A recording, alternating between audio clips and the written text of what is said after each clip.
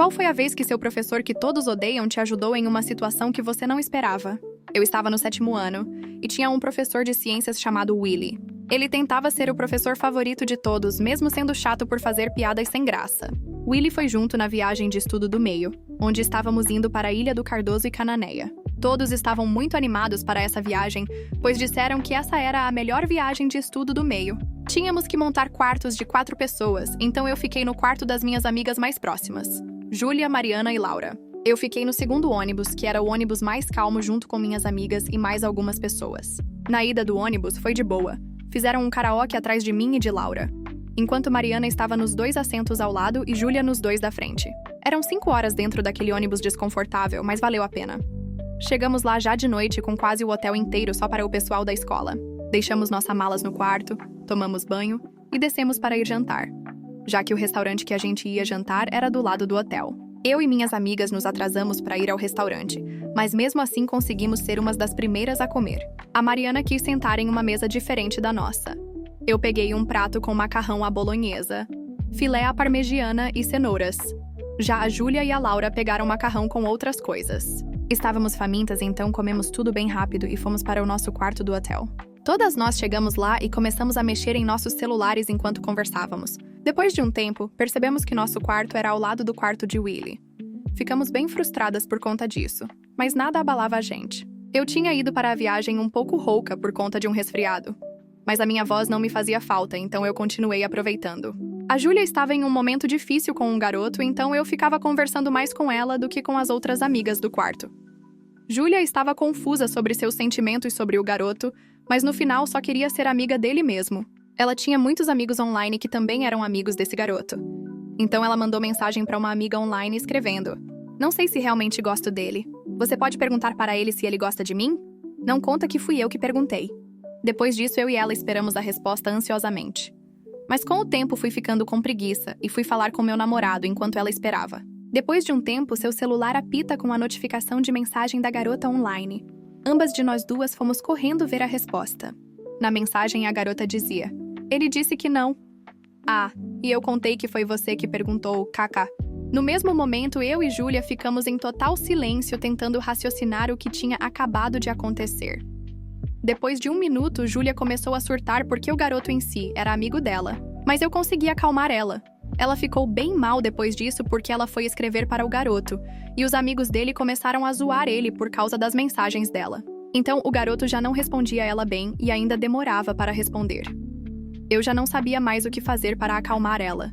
Então, peguei meu celular e coloquei em vídeos do YouTube com histórias. Por mais incrível que pareça, ela se acalmou e começou a desabafar para mim por causa daquele menino idiota. Ficamos até tarde conversando e brincando de brincadeira de mão no quarto.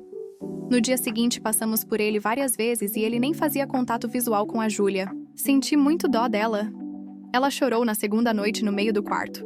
Ligou para sua mãe, para a garota online e para um outro amigo dela só para desabafar. No 3º dia, fomos na praia, e ela conseguiu se distanciar dos pensamentos ruins. Entramos no mar, fizemos castelos, buracos e conversamos com o professor de geografia. Na noite do 3º dia, que foi o real pesadelo, a gente tinha medo de trancar a porta com a chave e ficar presas dentro do quarto. Então a gente pegava uma cadeira de plástico e colocava na frente da porta. A Júlia continuava com o menino na cabeça, então ela ficava mandando mensagem para ele ainda. E ela perdeu a paciência e bloqueou ele. O que eu mais acho incrível é como aquele idiota nem ligou pra se ela tava triste ou se ela nem tava gostando dele. Ela chorou bastante. E no meio do drama, ela bateu o dedo na quina da cama da Mariana. Ela berrou. Acho que ela berrou tão alto que o hotel inteiro ouviu. Depois que ela bateu o dedo, ela se jogou na sua cama reclamando baixo da dor. 1 segundo depois do grito, alguém começou a bater na porta do nosso quarto agressivamente, já que estava tarde, e a Júlia deu um berro de cabra morrendo. Júlia levantou da sua cama, tirou a cadeira da porta e abriu a porta enquanto eu estava um pouco atrás dela com medo de levar bronca.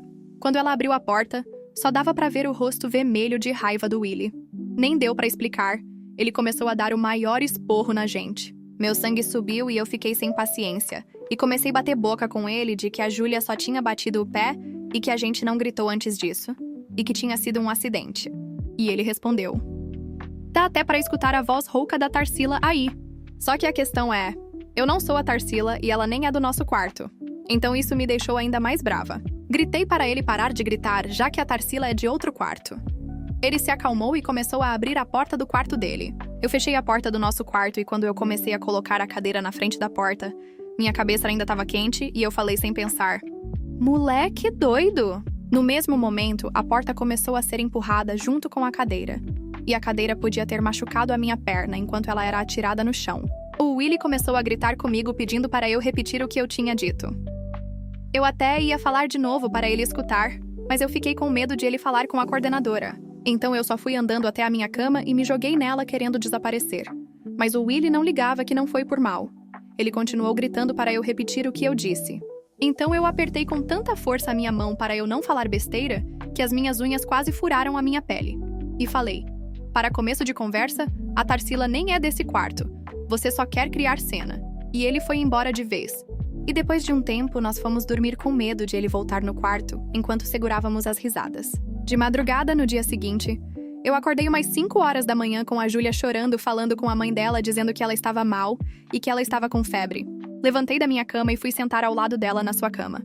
Tentei de tudo para consolar ela, mas não funcionou. A Júlia começou a ter uma crise de pânico.